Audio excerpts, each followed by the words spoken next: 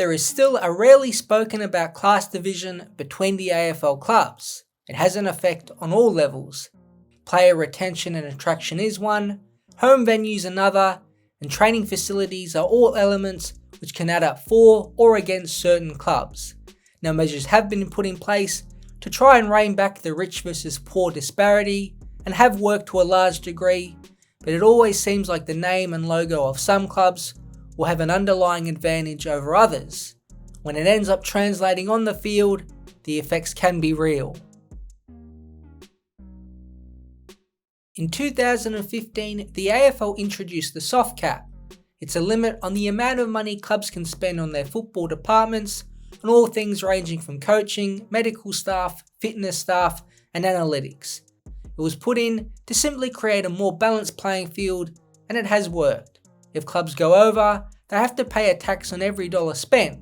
For example, if a club spends $500,000 more than the soft cap allows, that could incur 150% tax, meaning that $500,000 is really $750,000. Now, the exact tax percentage is not entirely known, but it is extremely significant and is a big reason why clubs don't sack coaches until they absolutely have to. Those multi-million-dollar payouts go straight into the soft cap and can often put clubs over, resulting in massive taxes over multiple seasons. It's been a great addition by the AFL to even out the playing field, but it doesn't solve all the issues. Some are as minor as car park space. The Herald Sun's Josh Barnes investigated some of the quirkier disparities between the richer and poorer clubs. Out of all the Victorian clubs, North Melbourne is the only one without private parking. It might seem like nothing, but to be the only club in the state that has to park at the local Woolworths is a bit bizarre. The City of Melbourne runs the precinct at Arden Street and gleefully collects parking fines whenever possible, and spots are hard to come by with a public pool next door. The Roos even share some of their office space with Fencing Victoria. The state offshoot of the Olympic Sport Australia has never meddled in. Arden Street is also wide open to the public, like other local grounds such as Whitten Oval and Olympic Park, and have regular onlookers and dog walkers. So it's not just busy office workers in Melbourne who have to deal with the parking conundrum, but even some of the players at the AFL are not immune. But at least Arden Street is a singular location for all North Melbourne staff. The Melbourne Football Club is still spread out over the state and the only side in the league to not have a clear headquarters and base. Frustration is ever present for Melbourne players who have to either commute out to Casey Fields for training or set up in the inner city at Gosh's Paddock, alternating sessions regularly. The D's know the split for the club is a problem and have been working to build a new home at Caulfield, but that has forced players to ponder whether they are better off living closer to the city or on the Casey side of town. The little things count. Yep, that's right. Melbourne still train at two separate locations. Gosh's Paddock is right in the heart of the city, yet Casey Fields is about 50 kilometres away. It's far from ideal in an era where all of the clubs have their own home. The solution the club wants is to set up that base in Caulfield, but that has been far from smooth sailing and still has lots of work to get done. But changes from the traditionally poorer clubs has been swift, and it was only a couple decades ago facilities were definitely not world class. The Western Bulldogs, with thanks to the state government, completely revamped Whitten Oval, laying new grass on the field and putting in a state-of-the-art weight room.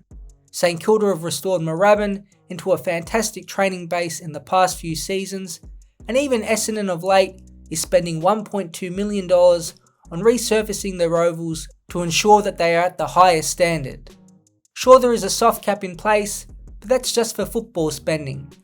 Creating a top-tier training and administration base is not included, and that's probably been for the better, and with the government and local funding helping the smaller clubs, especially those in Victoria, it's enabled them to get up to pace with the richer clubs when it comes to training and facilities. But something the smaller clubs just can't compete with is the secret earning power that comes with playing for a bigger club. Now, some stars like Marcus Bonampelli and Lachie Neale, who play for traditionally less popular clubs, can break through onto television ads, and players still have their own personal brands despite the club they play for. And this isn't just a Victorian thing either. Watching KO, Sydney Swan players are featured regularly in a car sales ad, but their Giants counterparts are never seen in any ads. Those in the industry believe the gap in the space is widening, with the superstars always on the top of the wish list, and usually those players are from the big clubs. The brands hoping to crack into the AFL market and the AFL audiences will always look at the big dogs, one insider said. Those at interstate clubs are often playing in a different pool, but it is general wisdom the Swans or Lions players get more earning opportunities than Giants or Suns. It's no real surprise to anyone, but it isn't heavily spoken about. This also has an effect on the social media aspect of the sport, which is rapidly growing in terms of brands and partnerships. In 2024, the Herald Sun revealed Collingwood was on top with over 1.1 million followers combined on all the most popular social media platforms. Hawthorn had over 900,000, and Essendon, Richmond and West Coast were the other clubs with big followers. This absolutely helps the individual players, and compare these clubs with North Melbourne, GWS, Gold Coast, Port Adelaide and Fremantle, who all had below 500,000 followers combined. It's nearly twice as many eyeballs on those social media pages. At the end of the day, that adds up, and in the modern world, it is an important part of earning off the field. But there is still an on-field aspect, and that is with the home grounds. It's been a topic with Collingwood, who do play a majority of their games at the MCG, where we all know the grand final is played, but also a lot of other big finals. Barnes makes an important point. The sides that have played predominantly home games at Marvel Stadium haven't had anywhere near the success as the MCG tenants. None of St Kilda, North Melbourne, Essendon or Carlton have won a flag since 2000, with the Western Bulldogs the only team that plays a majority of games at Marvel Stadium to salute. The last time any of those 5 clubs finished the home and away season in the top 4 was back in 2010, when both the Dogs and Saints were there. Now the AFL can't do much about this, and we know each of those clubs have had unique circumstances over time, but it is something to keep an eye on. But of course, not everyone is the same. All of this only matters if you really care about parking, where you train, and having online followers. Most of these are minute details, and again the AFL has done a great job in balancing out the difference between the richer and poorer clubs, and at this point in time, the margin is the thinnest it's ever been. Sure, those brand deals and public attention are an advantage, but when we see what's happening at Carlton, it's not for everyone. Having a lot of eyeballs on you can be good, but also a massive negative when things go pear-shaped on field. It's why those playing for GWS and Gold Coast often talk about loving the anonymity of being able to walk down the street for a coffee.